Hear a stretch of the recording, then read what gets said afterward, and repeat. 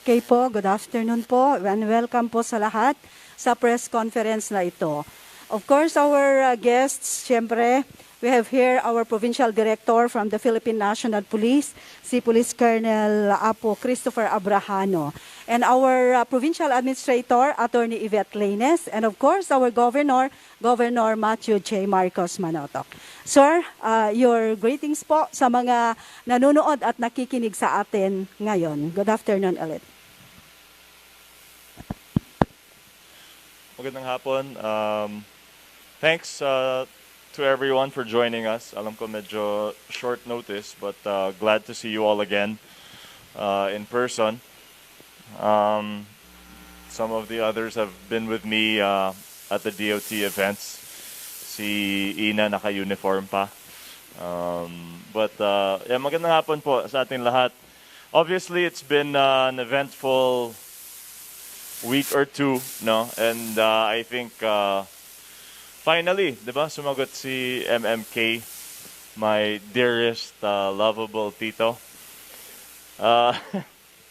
So yeah, would like to address that for one.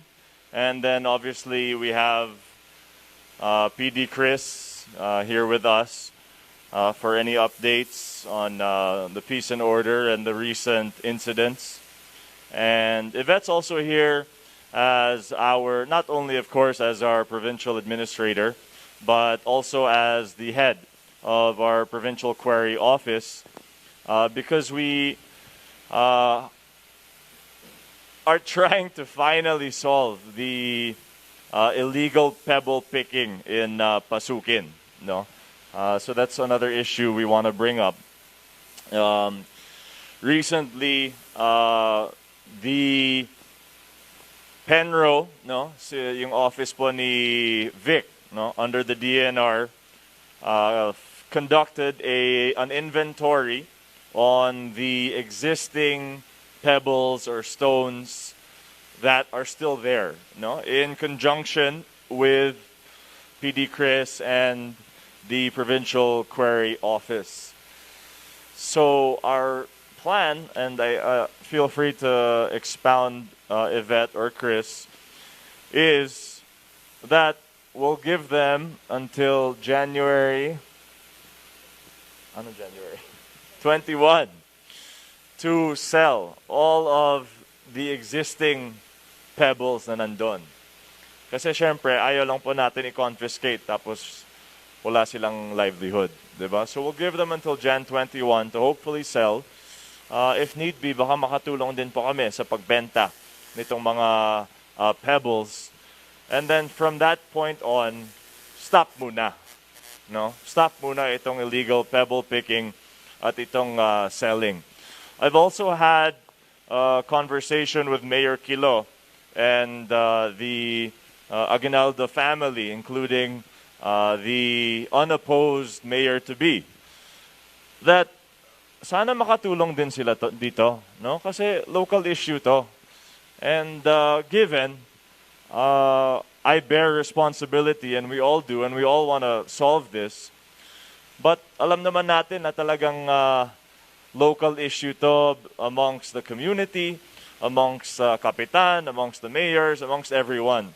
So I'm hoping that they can also help. And we've pledged our support in terms of livelihood. No, even in fact, earlier this year, and even during that, anong tawag dun? Lucky color 7 something? 7 colors. We also gave support, no? So we're having some difficulty with the community. Kasi I keep saying, basta't anong kailangan nila ibibigay namin. But it seems na bumabalik po dun sila sa pebble picking kasi yun talaga ang alam nila.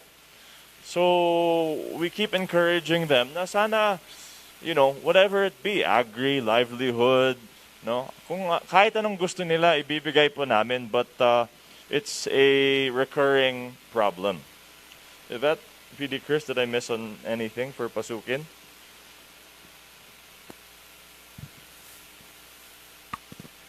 Thank you, sir.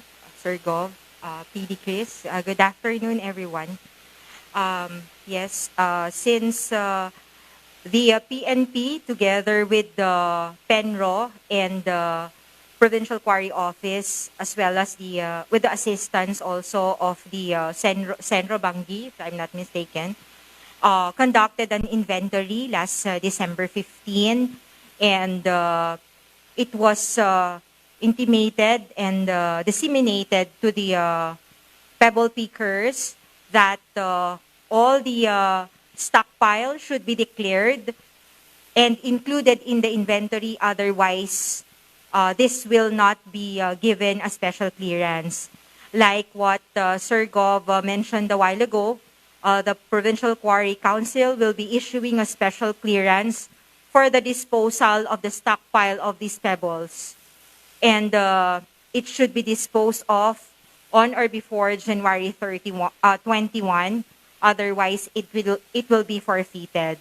But of course, the provincial government of Ilocos Norte will not stop there. Of course, we will be conducting a pulong-pulong.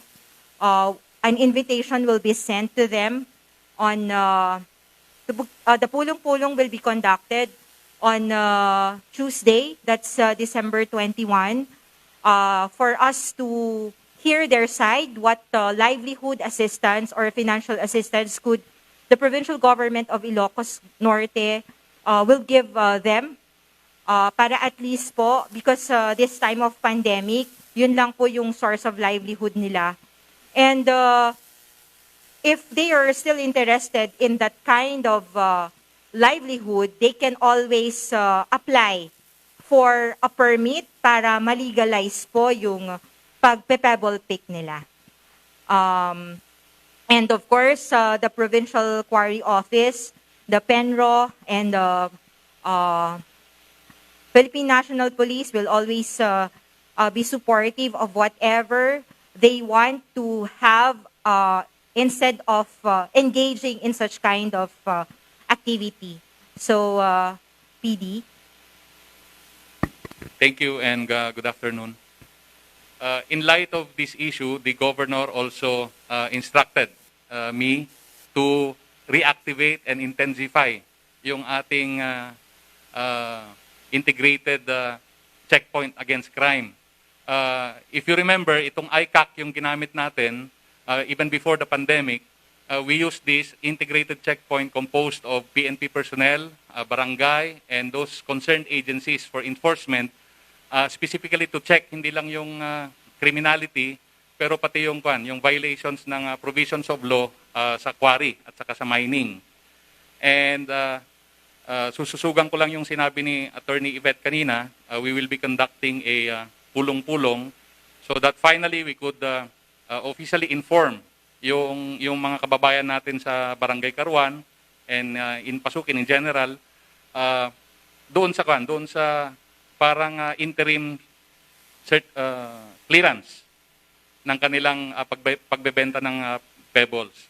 Pero after that, we will be constrained to siyempre enforce yung batas kasama ang DNR, ang PENRO, and the Quarry Council after the deadline. Yes, go. Yeah, and allow me to be clear na this may look penal, no, or penalizing, but what we really want to do long term is organize and fix the co-op, no? Kasi nakikita po natin dun po sa insidente ng 7 Colors, ang problema po, it's a very abusive leadership, no, sa co-op. Sana naman kung democratize lahat at fair, no, sa mga pebble pickers talaga, wala naman tayong problema. Kaya nga may special permit for pebble picking. No, it's really for them to use, but it has to be used responsibly.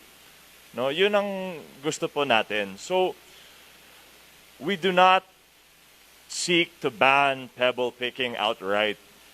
But let's do it responsibly, and let's do it democratically or fairly doon sa mga nagpipick talaga para hindi lang isa or ilan ang kikita. No? Let's allow the pebble pickers to actually make some profit kasi hanap buhay po nila yan. So long term, we hope to find a solution where we can still pebble pick but do it responsibly, ecologically, and also where the benefits are fair to all. And so I'm hoping, yun nga po, that with our assurance to the community that we will help them, in terms of livelihood and income, finally, ma-rectify po natin to. Okay po, I hope may follow-up questions po kayo bago punta po tayo sa ibang issue. Ay, Sir Sandro is here pala. Sir, good afternoon. Pwede kayong... Sa side lang daw siya. Ayaw ng front and center. Kasi baka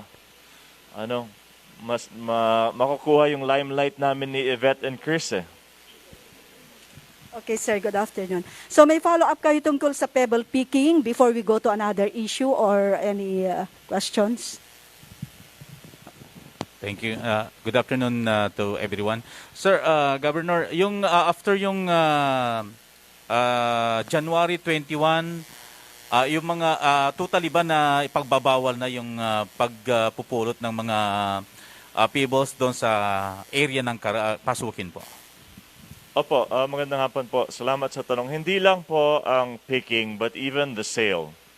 No, in the meantime ay hihinto. Temporary lang po 'yan. Once we see na maayos po ang co-op at may sistema at may transparency, we can issue this again. No, wala kaming problema in terms of pebble picking as a livelihood or act, no? Kasi let's be honest, alam naman po natin na mahihirap din mga community na to, no? Mga tao doon. So we have to find a way na to provide livelihood for them. And we're open to resuming the pebble picking once maayos na po. That's all we're asking. Na ayusin natin para fair sa co-op or sa grupo, kahit anong form, basta fair. And those who are actually doing the picking are being compensated. Mayroon ba tayong ibinigay na parang timetable para ayusin po yung kanilang cooperatives para ibabalik natin uli yung pagpupulot ng pebbles po? Siguro wala naman po timetable. Basta in order na lahat, pwede na i-resume. No? But so long as everyone is on board, including kapitan, no, including yung mga commercial players, no, yung sellers and distributors and transporters, mayor of course, and we have faith na talagang maayos na. We have no problem doing it as soon as we can. Nabanggit nyo kanina, Governor, na mayroon nag-uusap kayo ni Mayor Aguinaldo tungkol dito. Ano po yung sinabi reaction ni Mayor Aguinaldo po? Well, naintindihan naman niya. Sabi niya, sige, we'll try. We'll try. At ayun nga, I'm hoping na mas proactive sila, no, na they can help. Kasi it's not only the province's issue, it's also the municipality's issue. So tulong-tulong na lang. Okay, may follow-up pa si Rolly or si Arlene? Sir, we appreciate very much the approach you applied because this is a local issue indeed. And based on our report from the people, because they're coming to our station, it is highly monopolized by those barangay officials, sir. And it is the accountability of the mayor to also foresee its operation. And we appreciate very much the approach that you made.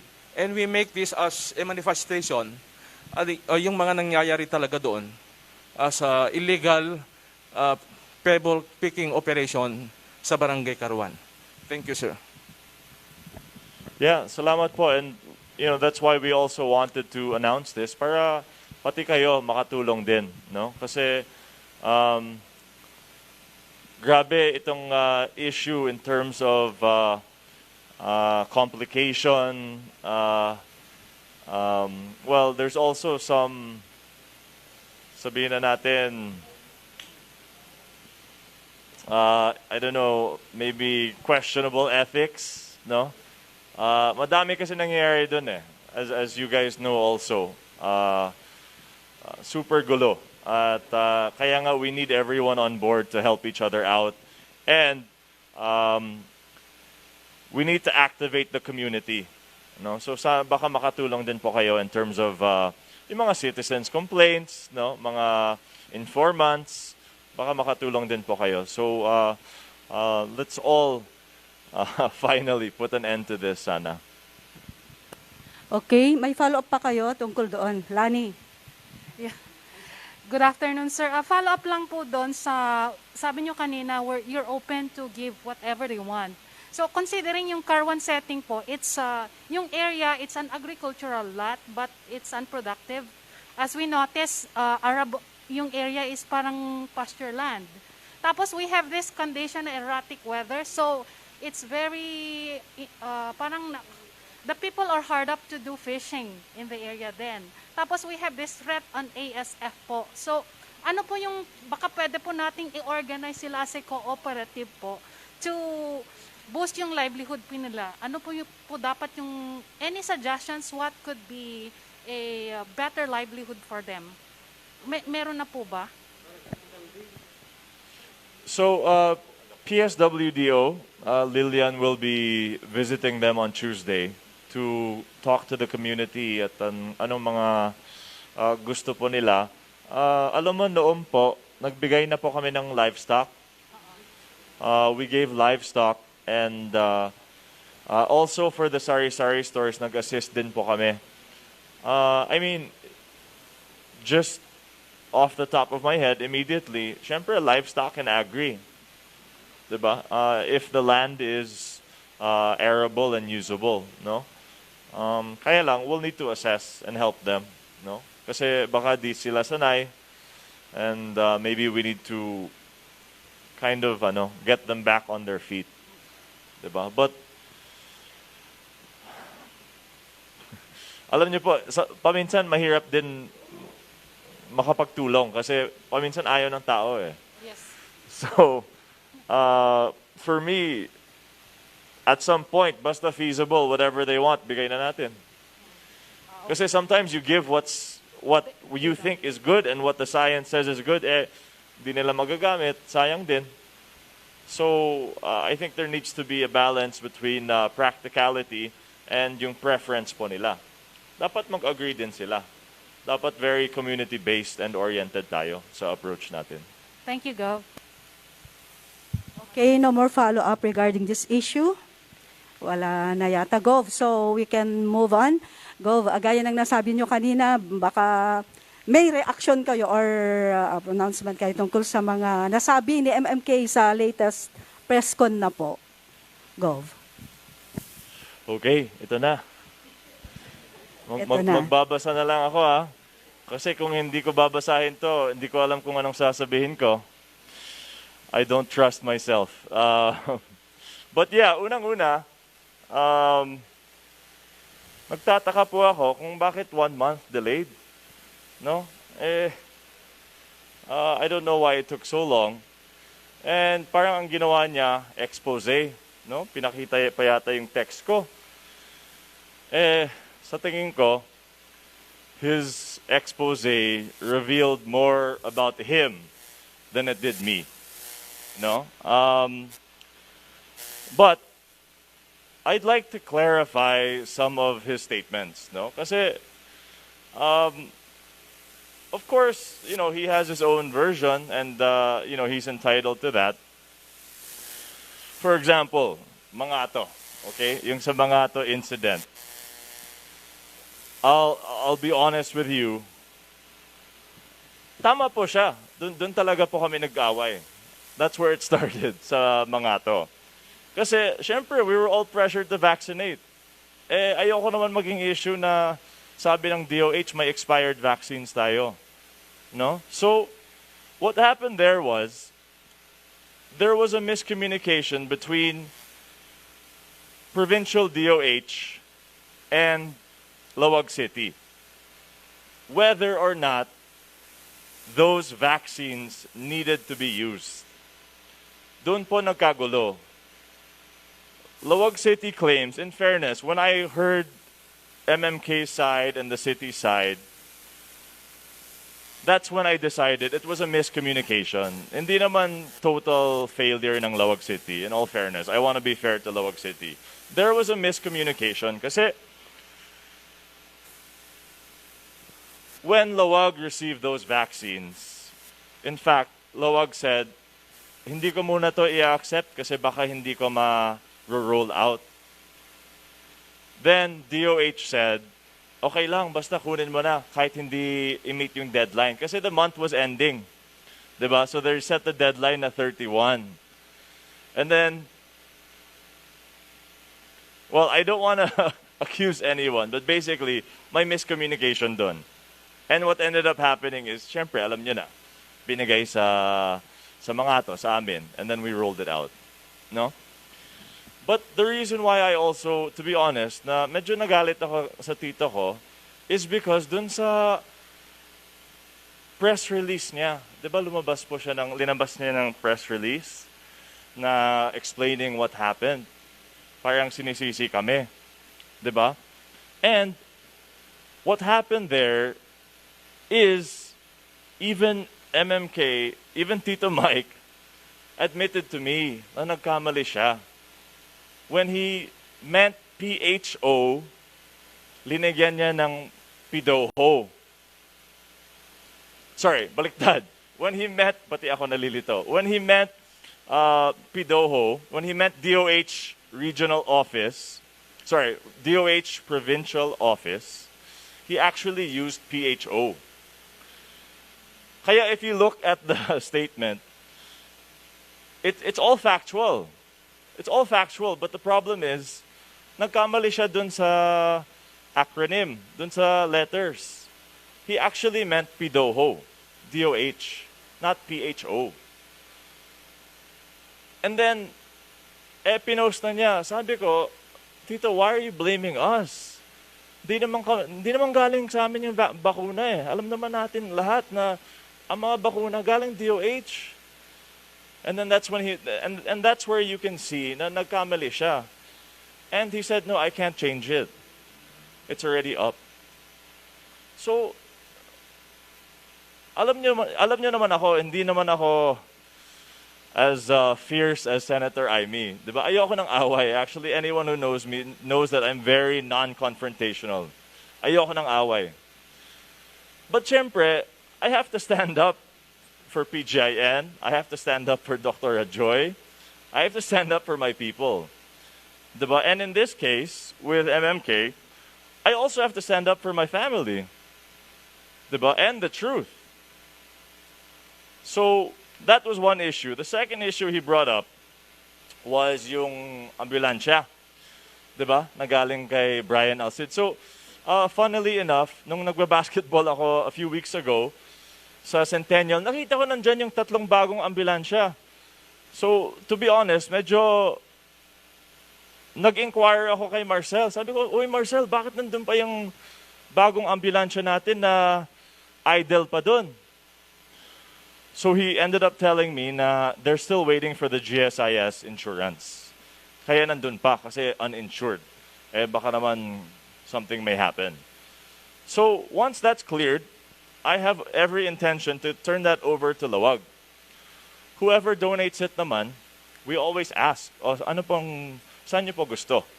So the Alcid family gave 2, and they said 1 will go to Lawag City. So I'll stand by that. Hindi po yan iba.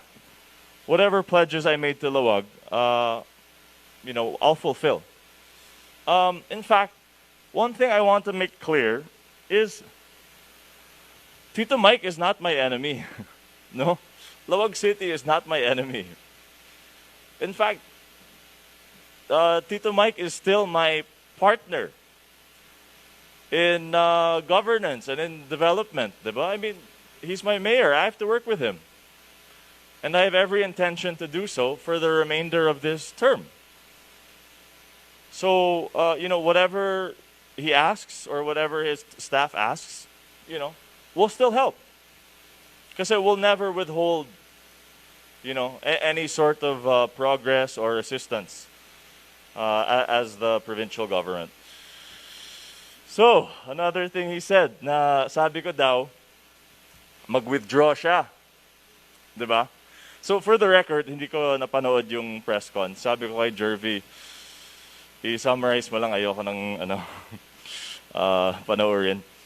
He said that I asked him to withdraw from the 2019 election, right? Okay, so ito po yung kwento dyan.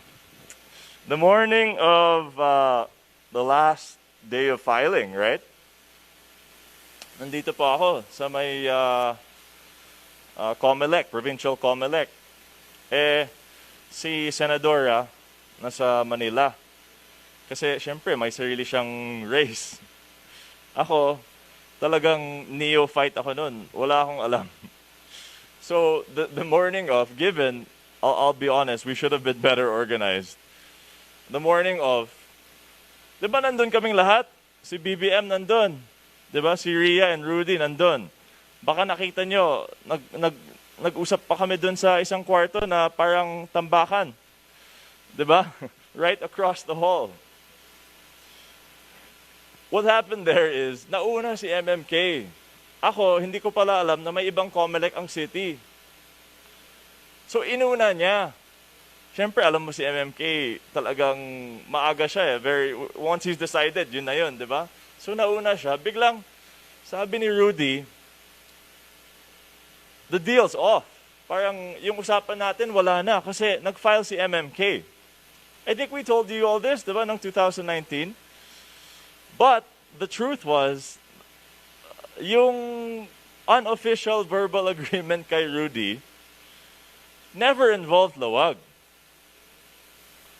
It never involved Lawag. But we already foresaw na once makikita ni Rudy na nag-file kami sa Lawag, talagang, syempre, di ba, he'll change, di ba, on the deal.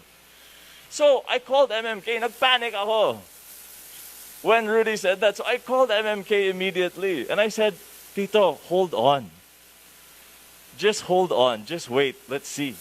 Baka naman, di ba, may magagawa pa tayo. He went ahead and filed. And everything turned out the way it did. But you guys saw in 2019, 2019 when we were campaigning, umikot po kaming lahat para kay MMK. Nag-house to house pa ako. First time ever, basically, nag-house to house ako dito sa lahat ng mga sa Lawag. So why would I ask him to withdraw? I wasn't asking him to withdraw, and I texted him. In fact, after his press release, and sabi ko, Tito, I never asked you to withdraw. I just said, hold on. Let's see. Kasi may mga moving parts pa eh. So my intention was never to prevent him from running for mayor. It was simply, wait muna. Baka may solution pa to. So yun lang yung issues na, may mga major issues pa ba na sinabi niya? May na-miss ka ba, Jervy? May mga na-mention pa kasi na mga personalities dito sa provincial capital po, sir. Opo. Yeah. Well, for me, the reason why I also got upset at Tito Mike is, to be honest, and I told Tito this, parang, I was your last supporter. Ako na lang ang kumakausap sa kanya. I was the bridge between him and my mom and the Marcos family. So I felt a bit betrayed, I'll be honest. Whenever he had problems, he'd come to the house, I'd talk to him. I tried to help him. Talagang,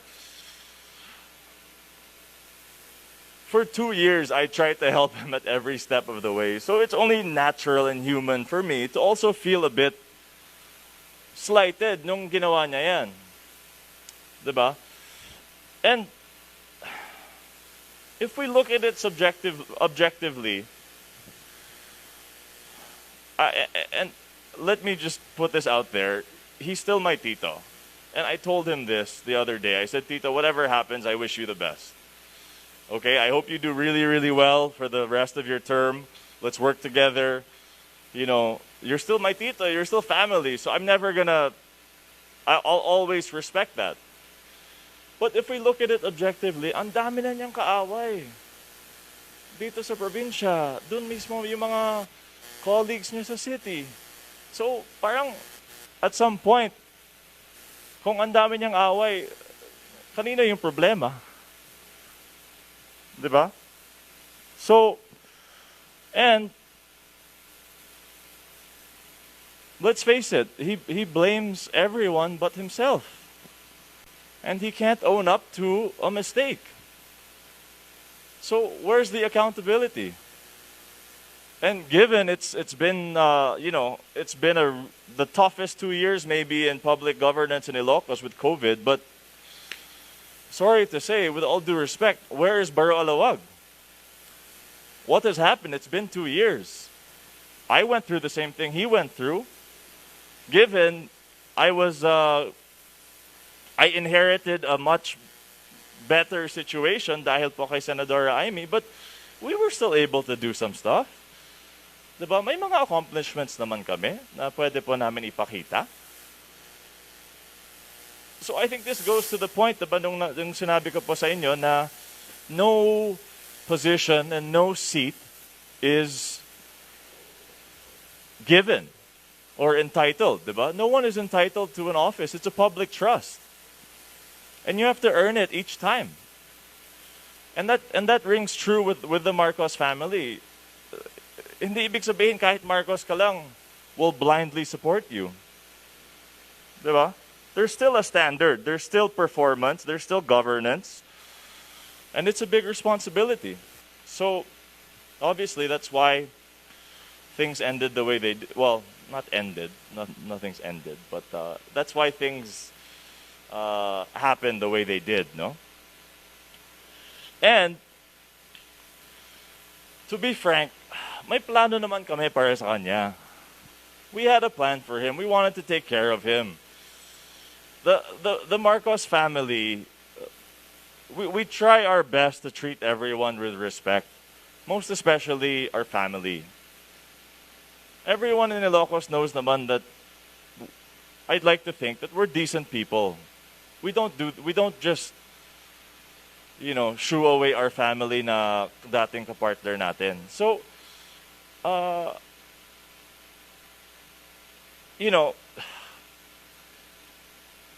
the first thing even our family said, Sandro's here, he can speak on behalf of BBM.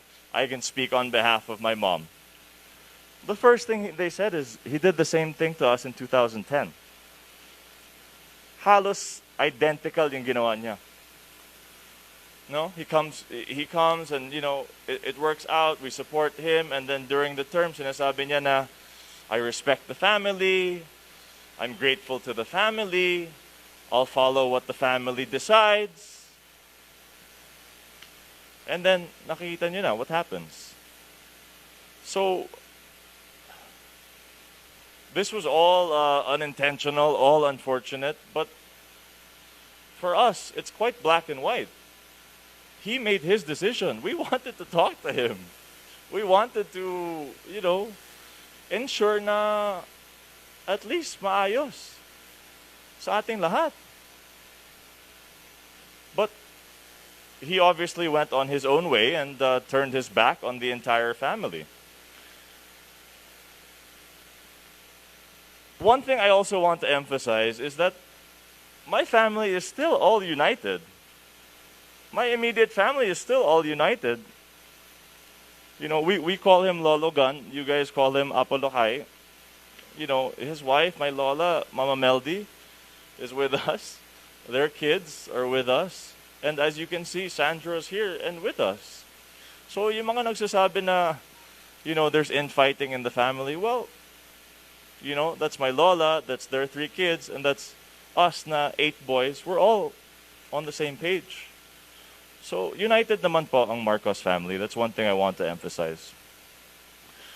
And, I hope this is the end of it. Because it's such a waste of time and effort. Wala na akong pake. And I think ang mga tao, wala nang pake sa petty politics or family politics. You know, I wholeheartedly support yung sinabi ni Toto na let's focus on more important things. Diba? It's Christmas. We're family. Why is this an issue? Let's move forward. Diba? So I hope we don't have to waste any more time. There are larger issues. I think people are trying to feed themselves and their families, and here we are arguing about what happened in Mangat. I mean, jahe na. Let's just do our best to help and to govern and to manage everything that's happening. So yun, to be clear, there's sadness on my part. There's a bit of anger. Kasi I even told Tito Mike, I texted him, I said, Tito, I enjoyed getting to know you for the last 2 years. I thought, we actually got along quite well. Pareho kaming mahilig sa sports. Pareho kaming medyo westernized. Pareho kaming pamacho na feeling. So we got along quite well. So obviously there's a bit of emotion on my part. Na, he's still my tito. And as I said, I hate fighting with anyone. Ayoko talaga. Anyone who knows me knows I'm very confrontational. At for the most part, Irene can attest to the fact, hindi ako nagagalit. Naiinis lang. But I don't actually yell. Like, I'm sure we all know, we've seen my mom yell. Diba? Stuff is thrown, furniture moves. Diba? We've seen my mom, well, hindi ako ganun. Baka kasi na-trauma na ako sa childhood ko, nagigising ako paminsan, may mga flying shoes sa labas. And that's my mom saying, saan yung ka-Paris nito? Kasi hindi niya mahanap yung sapatos niya. So, wala na. That's out there. But that's just a joke. I really don't get mad. I only get annoyed. And it really weighs on me pag may kaaway ako. Hindi ko talaga kaya. Especially family. Kaya medyo masakit yung loob ko with Tito Mike. But as I said, he's not my enemy. He's still my tito. I'll still work with him, and I hope to work with him. Because we still have a long time. We still have half a year. No? So whatever we can do, I'm open ears with Lawag City. Allow me, since I was going through my notes, allow me to also remind everyone, when we were giving our frontliner assistance, di ba nagbigay po kami ng 1,000 cash assistance, Noche Buena, and t-shirts sa lahat ng frontliners. Pinaalala ko rin sa kanila na yung Eco Park, medyo sayang. Kasi 200,000 yan per barangay. I think we've only had a handful. 5. Only 5 kapitanes were able to avail of the 200,000. So, sinasabi ko sa kanila, sayang lang yun kasi nandyan na yung budget. Sana maka-apply sila. I know, medyo natatagalan din sa LFC paminsan, madaming requirements, but we'll help them. We'll help them, i-facilitate po natin. And I told them na yung 200,000 na yan, idadagdag pa natin. Pag may nakikita po tayong magandang pwesto, diba? Pag may progress na, mag-a-add, pwede po kaming mag-a-add dun sa 200,000. So I hope we can remind the public na and our barangay officials na nandun pa yun, yung 200,000. Also, allow me to just go quickly through these. Of course, some of you were with us at DOT. We opened up a new bike trail sa Solsona. So I encourage everyone to go see that. Sa Solsona. Super ganda yung nila, yung lugar nila. And then I found out, yung may-ari pala, yung anak ni dating Mayor Ganal, diba? Ng Solsona. So I hope everyone gets to see that. Medyo mahirap yung beginner's trail, Or baka, baka sa akin lang mahirap. But it's hard, but it's fun. So I hope we can push that. And then earlier we also did yung bird watching. So that was also my first time to watch birds. At masaya. Masaya. It feels like nandun talaga yung bird dun sa scope. The water park. So I think some people are interested dun sa water park natin. So I think the actual inflatable island, no, yung parang bouncy castle, ay will arrive on the 19th daw. Not in Ilocos, but in Manila. So, kausapin natin ang customs. Yeah, we're trying to get it here by year's end. So, yun pa rin ang goal natin. And in the meantime, we're setting up everything. Siguro nakita nyo na, medyo inayos yung clubhouse.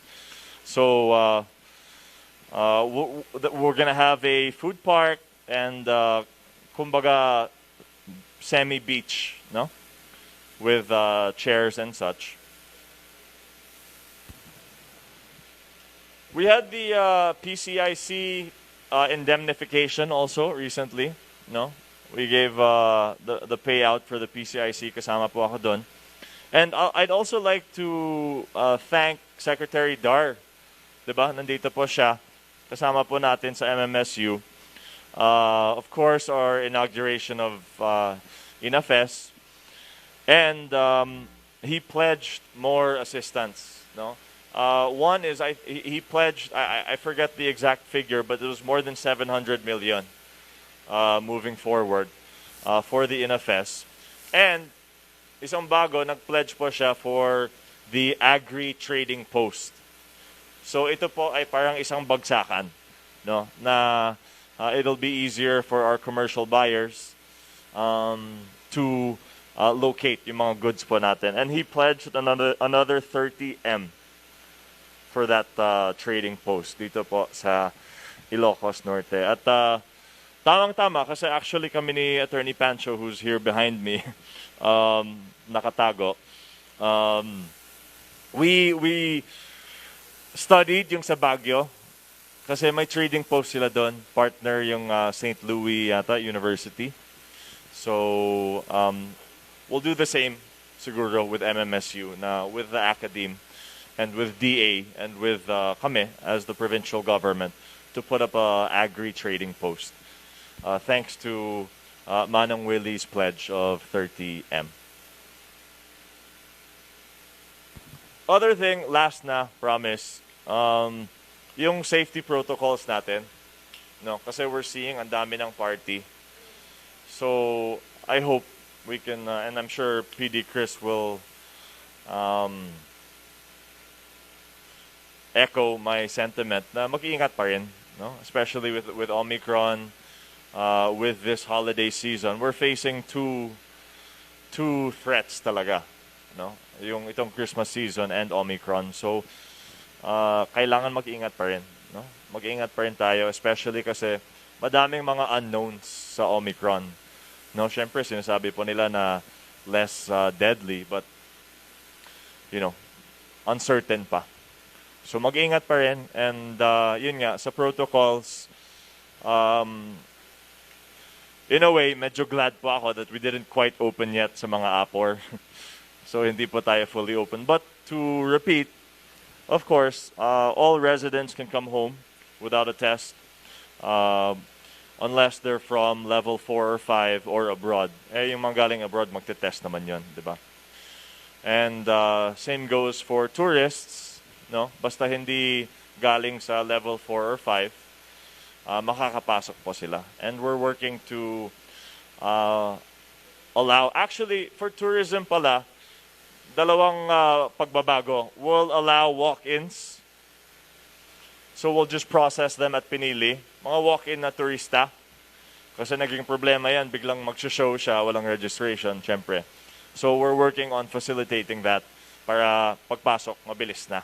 Kahit walk-in or drive-in, kung anong matatawag mo dyan. And then pangalawa po, yung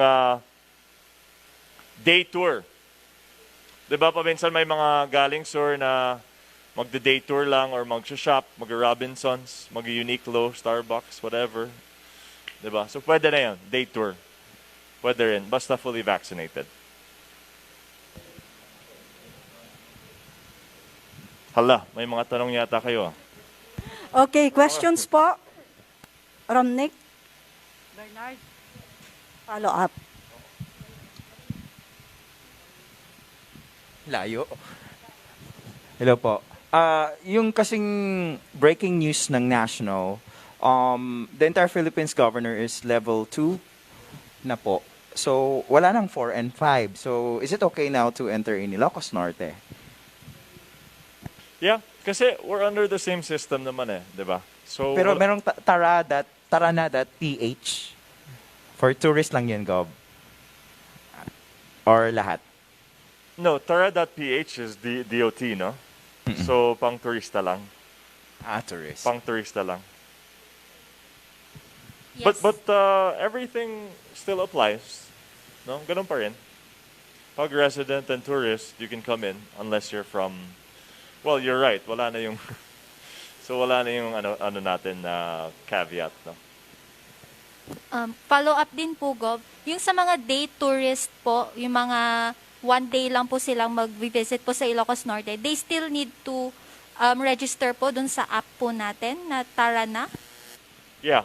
We still want a database, no? We want to monitor pa rin. But if the app isn't working, we can also do it manual.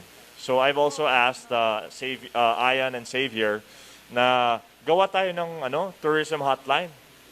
'Di ba? Parang concierge na pag may problema, 'di ba? Doon na. But kahit hindi registered, pwede mag-walk-in.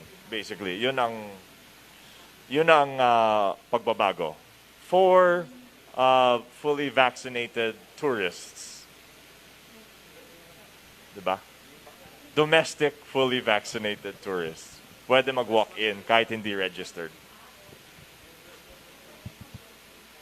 Hello, Gov. Good afternoon po. Gov, any reaction po yung mga sinasabi ng inyong mga opponents po na hindi daw po kayo nagbibigay ng cash, kundi in-kind lamang po? Yeah. Any reaction po, Gov? Yeah, thank you. Actually, babanggitin ko na rin yan kasi nasa notes ko pa. May screenshot po ako dito na pinakompute ko kay Manang Josie. Kung magkano ba yung cash. So, here po, for 2021, this is pure cash. So, cold, hard cash. Wala yung mga equipment, inputs, materials, syempre yung mga bikes natin na yung mga MSME bikes, diba, dami natin binibigay. Cold, hard cash for 2021, we've given almost 242 million. So that's only this year, almost 242 million. And last year, we gave over 128 million. So in the past 2 years, we've given about over 370 million. But this year alone, 242M. So I think, I don't know, para sa akin, malaking amount yan. I'm not sure. Baka para sa iba, hindi masyadong malaki. So, and as I said, we focus naman more on yung talagang, kumbaga, goods. Diba? We focus more on goods given, no? Kasi, syempre, that allows for some control, no? Na gagamitin po nila doon sa livelihood mismo. Hindi lang sa Cabet or San Miguel Beer. Magandang hapon sa ating lahat. Governor, meron pa atang hindi bakunado na empleyado ng PGIN. So anong gagawin natin para at least ma-convince natin na dapat vaccinated lahat? Baka pwede nating i-require na regular yung antigen or RT-PCR nila.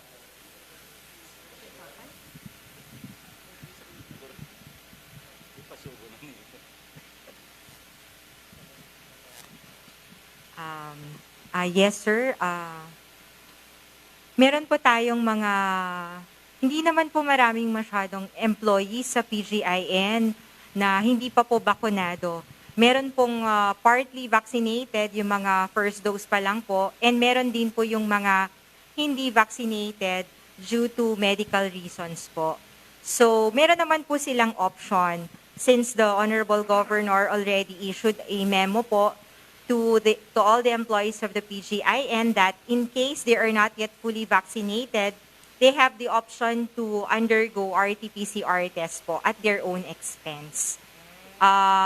May mga nag-submit na rin po ng mga letter for reconsideration. Yung mga nag-attach din po sila ng mga medical certificate to justify po yung hindi pa nila pagkaka-vaccinate.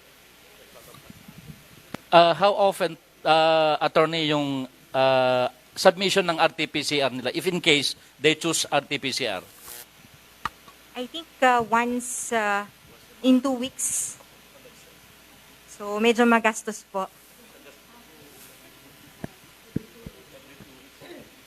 Siguro ang importante po dito, bakunado po lahat ng walang medical diba, issue or reasoning.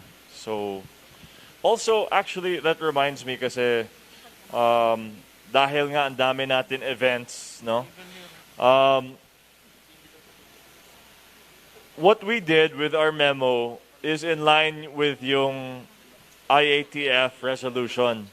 Diba, na nakalagay doon na all on-site workers must be vaccinated if required by yung establishment or business or company. So, we're also asking, so that rule we also adopted sa EOCO. We're asking that all of our businesses, especially yung mga indoor, kasi alam naman natin pag indoor, higher risk. Please, please, please, let's help each other. All of our businesses require the vaccination card upon entry. Para at least may peace of mind din yung customer, no? At mas safe po tayong lahat. Especially po sa mga restaurant. We know that restaurants and tea shops and any sort of F&B talagang high risk po kasi syempre wala pa yatang mask na pwede kang kumain through the mask, di ba? So, let's help each other out. And at the events, di ba? At the events, dapat may crowd control, diba? At dapat required din yung vax card pagpasok. So once we have a gathering, once we have an indoor establishment, sana vax card. I think karamihan naman ng mga kakailan natin medyo sanay na hinahawak yung vax card or my photo or nasa Vaxcert the website. So let's help each other out kasi we never know what may happen with COVID, no? Okay, thank you, Galbigi. Good afternoon to our guest. And thank you, Governor. Finally, the cockfighting operation is now allowed by the Interagency Task Force. But there are still conditions in the opening up of our galleras. And local government units must regulate its operation. Formally, may we hear your piece of what restrictions will be prescribed for its operation of our gallera? Thank you. Can you kindly enlighten all of us of what the recent announcement was? Actually, di ko pa nabalitaan. Kailan ba yun? I think yesterday, sir. Yesterday. It's an article from the Philippine Star, if I'm not mistaken. Pero usually, matagal yung IATF resolution, di ba? It takes a few days. So siguro intayin pa natin yung official to take a look. But as I said before, I'm with you. No? Agree ako sa'yo na let's resume safely itong sabong. Sabongero ka ba? Parang sabongero ka yata. No, sir, honestly. Ikaw yata yung designated sabong specialist natin ah. I have many friends and bats in high school. And that is why their sentiments... Sige, pagbukas na, dapat sama tayo lahat sa kanya. Sabong party tayo. And in fact, Governor, they're really thankful because of your support. Although we could not, or we are tied because of the restrictions set by the Interagency Task Force. And now finally, with the article in the Philippine Star, but on the condition that LGU must set the guidelines in its operation. Yeah, ako no problem ako dun. Basta't in line with all of our other regulations, di ba? Na I think sa ngayon medyo maluwag na tayo, di ba? Wala akong problema. Especially pag vax lahat, di ba, may ventilation. Even nga yung distancing, nakikita nyo, wala na. Nandun ba kayo sa Dingras? Grabe. Natakot ako, ang daming tao. But it's okay. I mean, to a certain extent, okay lang kasi outdoors tayo at naka-mask. Yun ang importante. Naka-mask and outdoors. And then, if you have a good mask on and you're outdoors, medyo safe naman tayo. So I have no problem with sabong. Sasabay ako sa'yo. Magsabong tayo. Lastly, on the part of our provincial director, sir, do we have also set the timeline for at least determining LGUs will be under intensive control, political control, or area of concern pala? Area of concern. Thank you. Doon sa, yung question mo is timeline. Timeline ng... will be declared under COMELEC control or okay. Intensive political rivalries. Oh, thank you. Incidentally, kapon ba yun, isang araw, Wednesday, we met with COMELEC, we had an initial coordinating conference with all stakeholders among COMELEC, PNP, and the Armed Forces of the Philippines. Isinama na natin yung mga chief of police natin para makilala nila yung counterpart COMELEC election supervisor doon sa munisipyo nila. So, it was a well-attended event and we were briefed by the COMELEC doon sa kanilang mga resolution. Among those resolutions, yung pagdedetermine ng ganun din, yung color coding. May bago silang ngayon may bago silang term ngayon doon sa classification of towns, whether hotspots, watch-listed areas. Unfortunately, naset pa yon during the election period. So, yung meeting na yon, which will determine which towns, which cities will be under or what color coding they will belong to sa pa yon, after January 9. Pero initially, we presented also yung ating data last election, ng 2019. Dito sa Ilocos Norte, noong 2019, there were, if I'm not mistaken, eight towns and cities na hindi naman siya area of concern per se, but they were parang nasa watch list lang due to intense political rivalry. And we suspect na baka same towns yung babantayan natin during the election period. Okay, sir. Thank you. Two last question. Arlene, and then si Ronald. Governor, nag-appoint po ba kayo ng ENRO? Bagong ENRO? May bagong ENRO po ba tayo? Effective last December 2nd. Is it true, sir? Yeah, siguro for now, hindi ko muna i-preempt.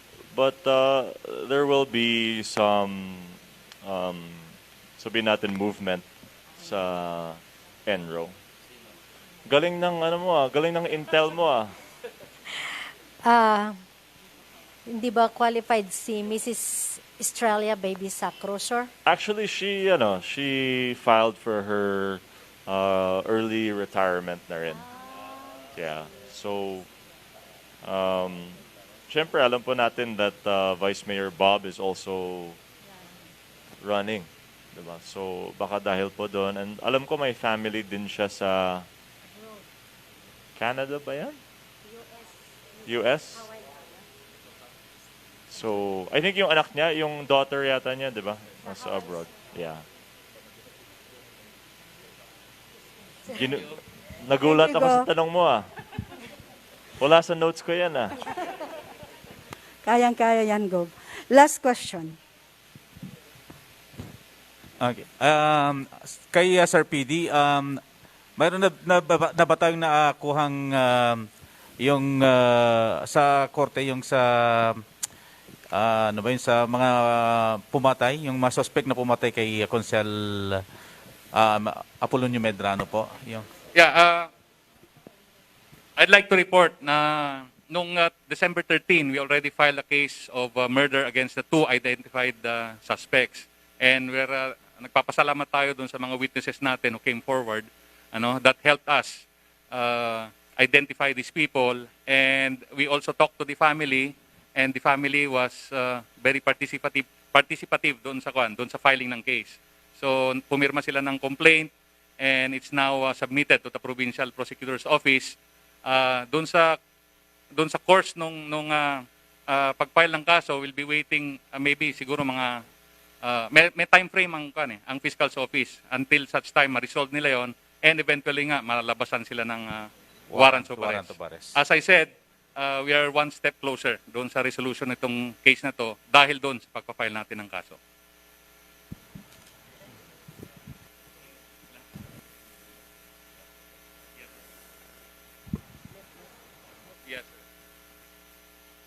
That goes with the 2 other shooting incidents na nitong late November at saka nung early December. Yung doon sa Solsona case, we have 1 arrested suspect doon, and we filed cases then, identified din yung mga kasama. And dito rin sa San Nicolas, we also identified yung mga suspects. At nai-report na rin natin yon, nag-file na rin tayo ng kaso sa Fiscal's Office. Yes, I'd like to think na peaceful tayo dahil if we look at the data, 2020, mas mababa ang crime natin.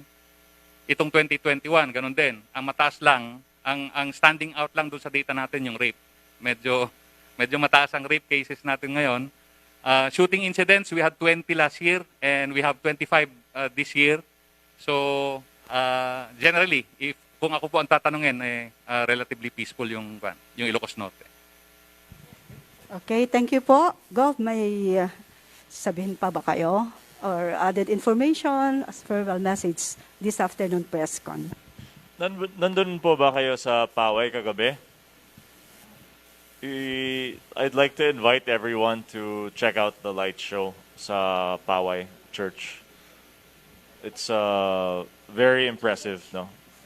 So let's invite everyone also to the Paway light show kasi ang ganda nun kasi parang halos 360 yung lights. So yeah, please we'll check the schedule with INTO, no, with tourism, but usually every evening tayo, 'di ba, for the light show. So I encourage everyone to please check out yung bagong light show natin sa Paway. Very, very impressive. Yun lang po. I'm tired and I think I said enough. Merry Christmas! Thank you po! Merry Christmas! Day to you! Happy birthday to you!